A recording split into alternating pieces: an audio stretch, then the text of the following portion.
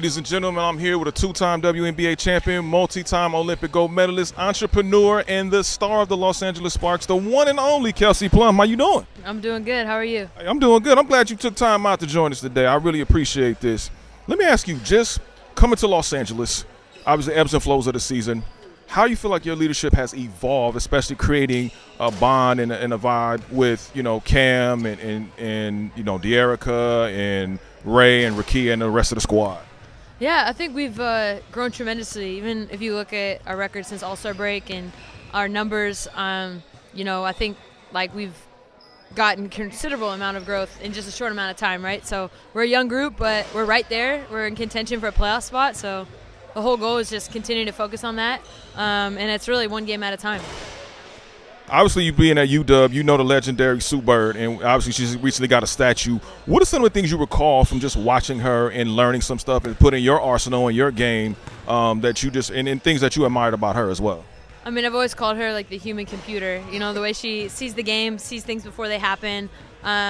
She's super competitive, and her leadership skills, she just made everyone better. So, beginning to play with her at USA Basketball and then obviously competing against her, she's obviously one of the greatest to ever do it. And so, when you watch her, watch how she makes the game simple. And that's something that I've tried to put into my own game. Now, since coming to LA, I saw you Happy Gilmore too. Saw some other things. Is acting something that drew your interest so far? They say when you get the acting bug, it kind of bites you hard. So is that something that you're kind of looking at? Maybe not after the season. It was a lot of fun, and shout out to Adam. He put me in it. I didn't deserve it or try out for it, so I appreciate him, and he's a big basketball guy, so that's been awesome. But yeah, you never know. I'm not shutting the door on anything. You never know.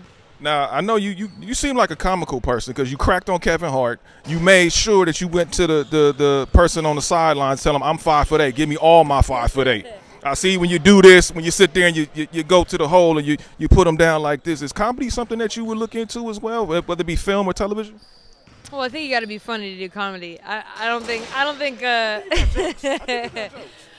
like to just have fun out there. So I would say probably that's the extent of my comedic talent, is really just having fun. And yeah, it's obviously ironic. I'm the shortest person out there doing Too Small, but I think it's more about the heart. No, I have no interest in comedy, and it's different. It's easy to be funny or joke when no one's expecting to make you laugh. Comedians are expected to make you laugh. That's a whole nother level.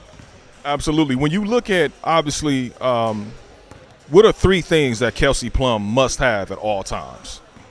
Like essentials, in life? Essentials in life. Smart water.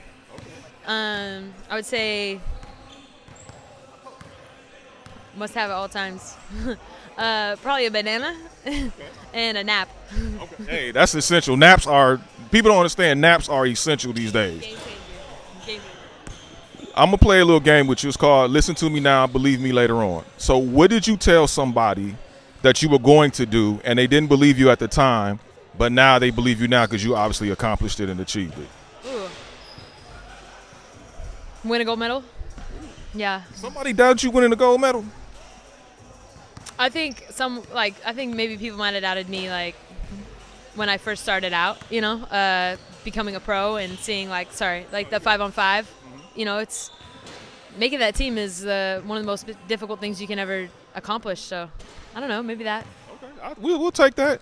Now, you obviously played with Candace Parker when you were in Vegas, and then you got a chance to witness her retirement in Los Angeles. What are some of the things that you remember that you learned from her, and also just being able to play with somebody like that, but then watch their jersey go into the rafters? Candace was incredible. I think I learned from her. She's always hungry to learn, and that's a GOAT, right? So to someone to come in and have a level of I want to learn, I want to grow, and I want to get better. I really admire that. And yeah, she's someone that I didn't really get to play much with her because she got injured, but she really creates so many open lanes for everyone because of her skill set. She can pass. She brings the ball up. It's very unique, and she was generationally just way ahead of her time. Last two things for me before I let you get on out of here.